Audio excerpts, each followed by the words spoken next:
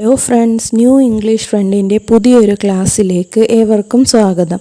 നമ്മൾ ഇന്ന് ചർച്ച ചെയ്യുന്നത് 10ാം ക്ലാസ്സിലെ ആദ്യത്തെ ചാപ്റ്ററായ a very old man with enormous wings എന്ന് പറയുന്ന ചാപ്റ്ററാണ്.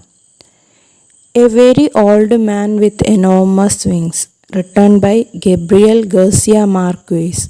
ഗബ്രിയൽ ഗാർസിയ മാർക്വേസ് എഴുതിയ a very old man with enormous wings. Enormous means very large in size or quantity, അതായത് വലിയ ചിറകുകളുള്ള ഒരു പ്രായമായ മനുഷ്യൻ. ആദ്യമായിട്ട് ആ ചാപ്റ്ററിൻ്റെ മുകളിൽ കൊടുത്തിരിക്കുന്ന ഭാഗം ഒന്ന് വായിക്കാം. Kindness and empathy are essential qualities in our world.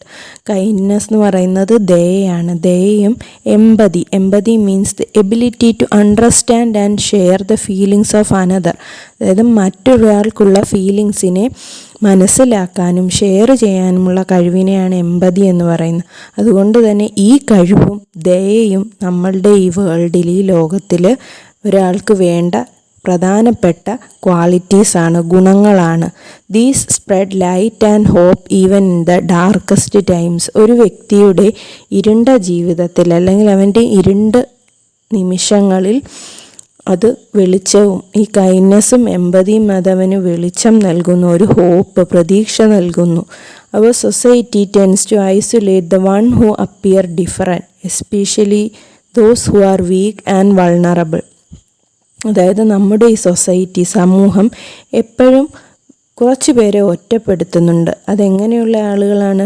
Different, അതായത് അവരിൽ നിന്നും വ്യത്യസ്തരായി കാണപ്പെടുന്ന ആളുകളെ ഒറ്റപ്പെടുത്തുന്നുണ്ട്. ആ വ്യത്യസ്തരെന്ന് പറയുമ്പോൾ അവരെ വീക്കെന്ന് അല്ലെങ്കിൽ വൾണറബിൾ എന്ന് പറയുന്ന മറ്റൊരാളുടെ കെയറോ അല്ലെങ്കിൽ ഒരു സപ്പോർട്ടോ വേണ്ട വ്യക്തി, അങ്ങനെയുള്ള ആളുകളെയാണ് ഈ സമൂഹം ഒറ്റപ്പെടുത്തുന്നത്. We may not always realise that even small act of compassion can make a significant impact on many lives. ഒരുപാട് പേരുടെ ജീവിതത്തിൽ നമ്മൾ കാണിക്കുന്ന ഒരു കമ്പാഷൻ അല്ലെങ്കിൽ നമ്മൾ അവരോട് കാണിക്കുന്ന ഒരു സ്നേഹം, അത് അവരുടെ ജീവിതത്തിൽ വലിയ ഒരു ഇമ്പാക്റ്റ് ഉണ്ടാക്കുന്നുണ്ട്. അത് മിക്കപ്പോഴും ആരും റിയലൈസ് ചെയ്യാറില്ല. നമുക്ക് ഈ സ്റ്റോറിയുടെ എക്സ്പ്ലനേഷനിലേക്ക് കടക്കാം. The light was weak even at noon. ഉച്ച സമയത്ത് പോലും അവിടുത്തെ പ്രകാശം കുറവാണ്. When Pelayo was coming back to the house. ഈ സ്റ്റോറിയിലെ ഒരു ക്യാരക്ടറാണ് പെലായോ. അദ്ദേഹം വീട്ടിലേക്ക് തിരിച്ചു വരുവാണ്. It was hard for him to see what was moving and groaning in the rear of the courtyard. അപ്പോഴാണ് അദ്ദേഹം വ്യക്തമാകാത്ത ഒരു കാഴ്ച കണ്ടത്. എന്തോ ഒന്ന് അവിടെ മൂവ് ചെയ്യുന്നു, അനങ്ങുന്നു. അതുപോലെ തന്നെ എന്തോ വേദന കൊണ്ട് കരയുന്നു. ഗ്രോണിംഗ് എന്ന് പറഞ്ഞാൽ a deep inarticulate sound conveying pain. വേദന കൊണ്ട്, അതായത് എന്തോ ഒന്ന് കരയുന്ന ഒരു സൗണ്ട് അദ്ദേഹം കേട്ടു. അത് in the rear of the courtyard, വീടിൻ്റെ പുറകുവശത്താണിത് കേട്ടത്. He had to go very close to see that it was an old man, a very old man. അതെന്താണെന്നറിയാനായിട്ട് പെലായോ വളരെ അടുത്തേക്ക് ചെന്ന് നോക്കിയപ്പോൾ അതൊരു പ്രായമുള്ള മനുഷ്യനാണ്, നല്ല പ്രായമുള്ള മനുഷ്യൻ.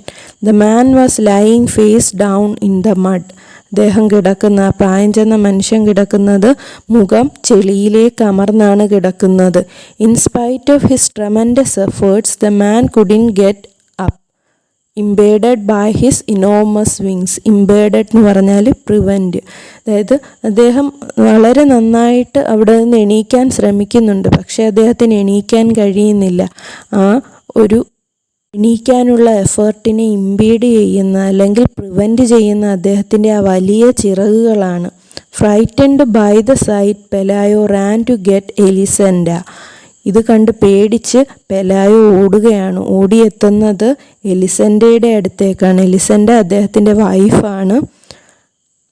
She was putting compresses on their sick child. അവരുടെ കുട്ടി, വയ്യാതിരിക്കുന്ന കുട്ടിക്ക് തുണി നനച്ചിടുകയാണ് എലിസെൻഡ ചെയ്യുന്നത്. ആ എലിസെൻഡയുടെ അടുത്തേക്ക് ഓടിച്ചെന്നു.